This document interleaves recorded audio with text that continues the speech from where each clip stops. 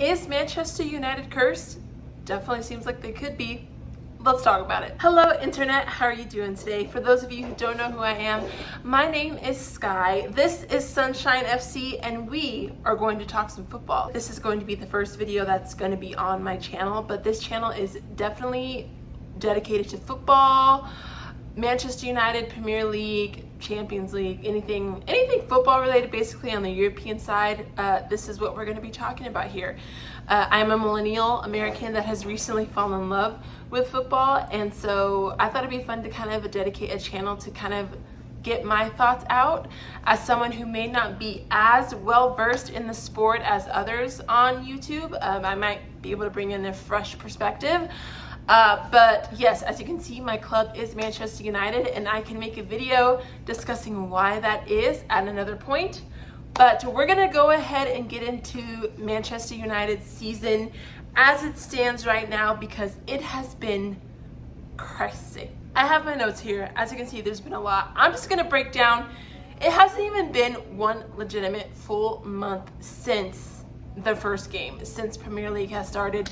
It started August 11th. As I film this, well, it's close to a month. It's September 10th. So we played on September 14th, our first game against the Wolves.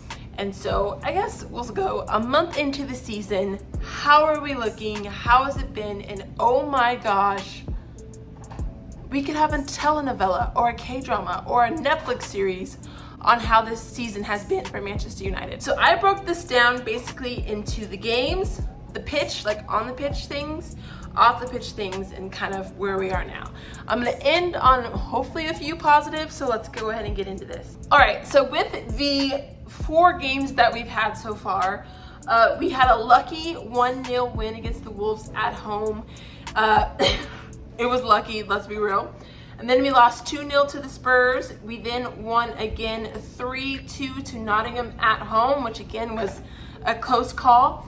And then, as you all know, we just recently lost 3-1 to Arsenal.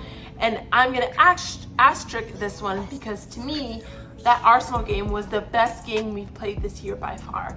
We seemed a little bit more as a unit, a little bit more cohesive. It seems like we had a little bit more fight. Unfortunately, Bruno Fernandes was non-existent.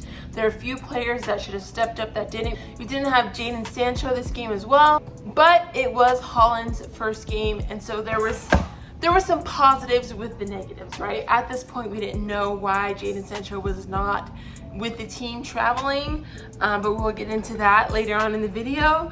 And so, all in all, our first couple of matches have been terrible, in my opinion. Besides the Arsenal game, I'm not impressed. I'm not happy.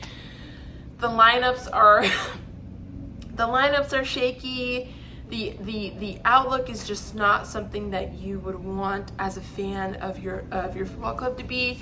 And so yeah, I'm very, very nervous about the way that this season is going, especially when you tie in the on the pitch things with the off the pitch things. And so as we were going through these games, right, we had our first few games. Manchester United at this point still has not made a decision on Mason Greenwood. Is he going to stay? Is he going to go? And that was the talking point for a while, along with the transfer window. So as you all know, the transfer window ended, I believe, the beginning of September. And so with Mason Greenwood and trying to decide if we're going to keep him or not, we need players. I mean, we signed Mason Mount, okay? And Højlund, of course.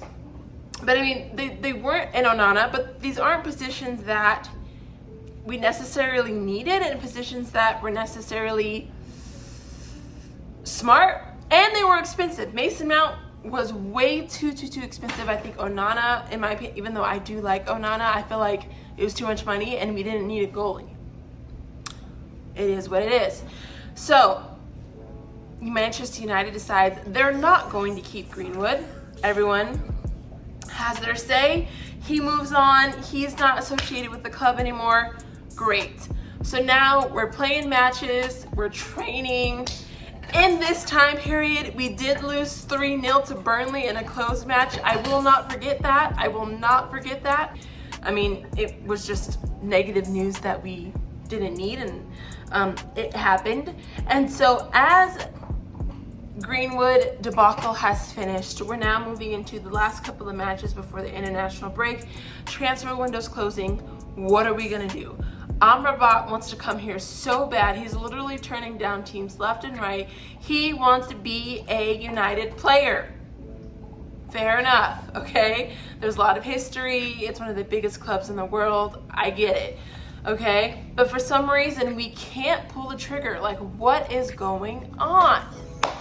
Don't worry, you guys, because in the midst of all of that, we signed Sergio from Tottenham. I have no idea who this person is. And Jonny Evans. Great. But, as you all know, it's international break time, and we find out from the Moroccan national team that Amrabat's injured and is not going to play. Why are we finding this out from the Moroccan team? We should have known this from Manchester United after he did a physical, because I'm sure he did or did not do one based off his injury. And this is the issue that I have with Manchester United. I feel like the things that need to be said and that are important aren't shared within like the unnecessary drama of it all is shared, and I just, okay, all right. Transfers are done, all of that's done, great. We keep moving on. We're heading into the last matchup before international break against Arsenal. Jadon Sancho's not on the travel team. Everyone's speculating. Is he hurt? Is he sick? What's going on? Nobody knows because no news has dropped. We're just like, okay, he's not here. Fair enough. We'll probably find out after the game. Also, I forgot to mention in the midst of this, Mason Mount got injured, but I don't think this man is injured. I think he's just a crybaby because his brother did come out with a statement saying like Sky Sports or Talk Sports or whatever was like being really mean. But like, do we know what's wrong with Mason Mount? Did we ever get news on how he's injured? Is it a hamstring? Is it his back? Like, that is the most bizarre and perfectly timed injury of the whole year so far, and we still don't know exactly how he's injured. My tinfoil hat is on because I don't believe this man is injured. Whatever. So Mason Mount's not playing. All that money is wasted. Jadon Sancho's not here. So what are we gonna do? What are we gonna do? I will say this was again one of the better played games that we've had. Rashford was on the left. We were also happy. Højlund, this was going to be his debut. We're excited for him to come on. Things were looking good. Bruno Fernandes was a ghost, so it's fine. But there were a few injuries, like Lisandro Martinez got hurt at one point, that caused some substitutions. And this is where things got really, really dark, really, really fast. So as you all know, if you watch this game, we were in the game pretty much the entire time. It's when Højlund came on that things got bad because Jonny Evans had to get subbed on and Harry Maguire had to get subbed on because we don't have a bench. Our bench is non-existent. And so you have this young kid, all the eyes are on him. It's his first game getting subbed on with Mermaid Man and Barnacle Boy, and honestly, I felt bad for him.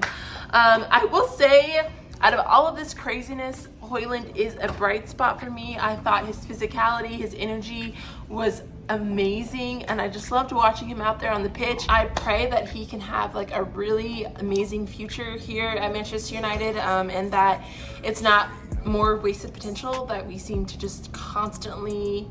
If there's one thing that Manchester United is consistent in, it's wasting talent and potential. Let's be real.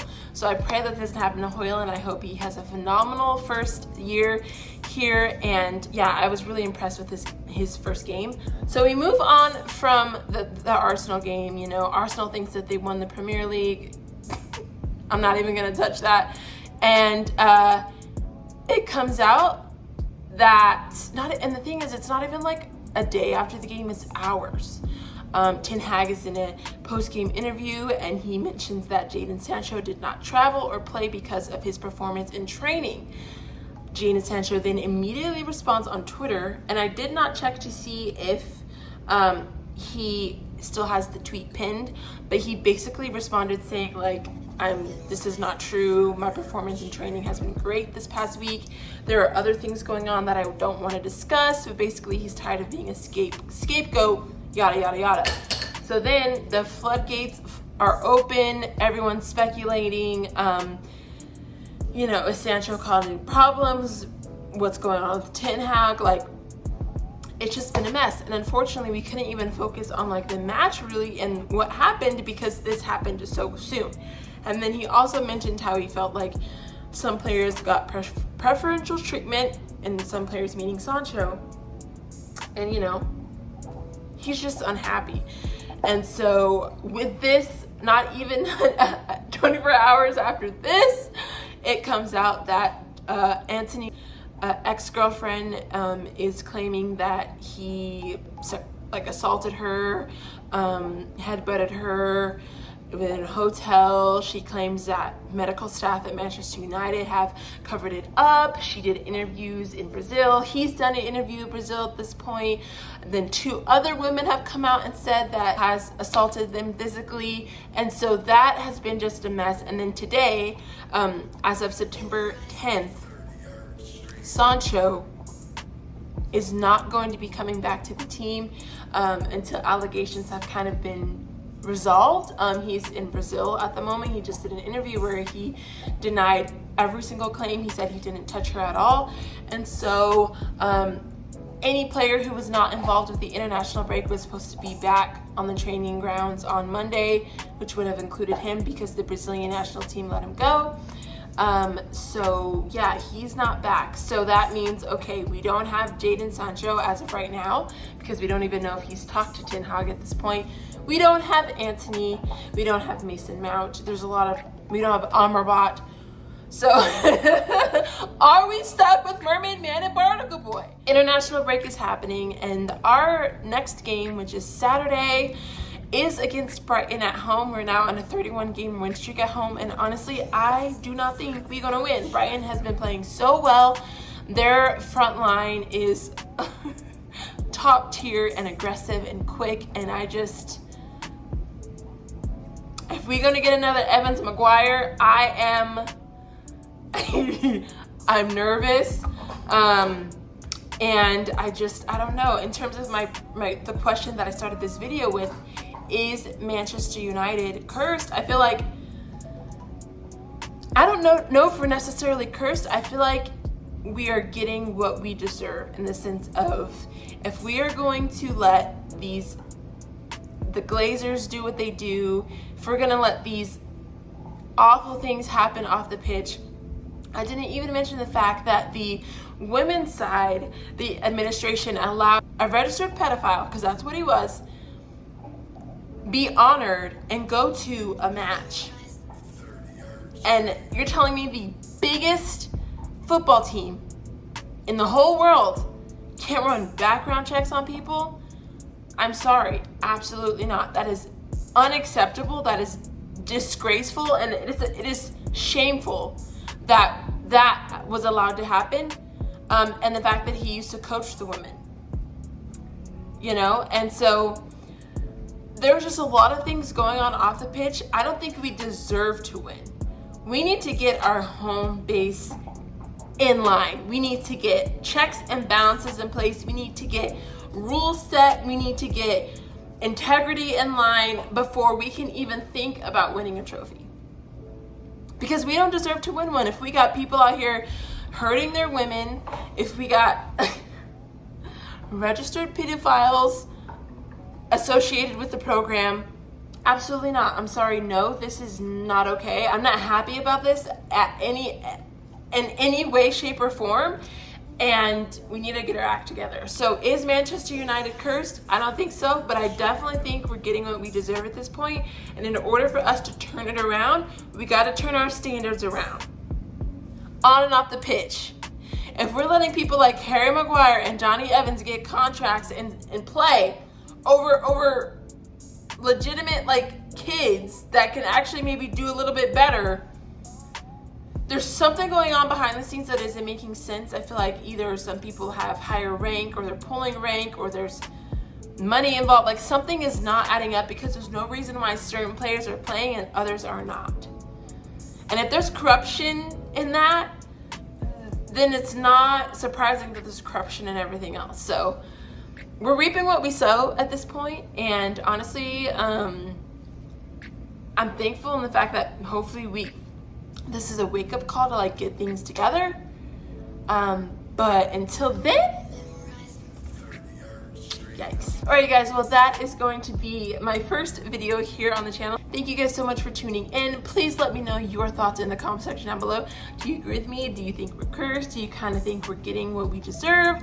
I would love to hear your thoughts. I'm very nervous about this game versus Brighton, but I will have a match reaction up on the channel, of course, and I'm so excited to kind of just talk football with you guys and get out everything that I can't talk about, because in America, most people don't really watch Premier League football, and that goes with my friends and family, and so I don't really have an outlet to discuss this with, so it'll be nice to kind of chat with you guys online. I do have a TikTok, it's all the same, Sunshine FC 15, and until the next video, I will see you guys soon. Love you much. Bye!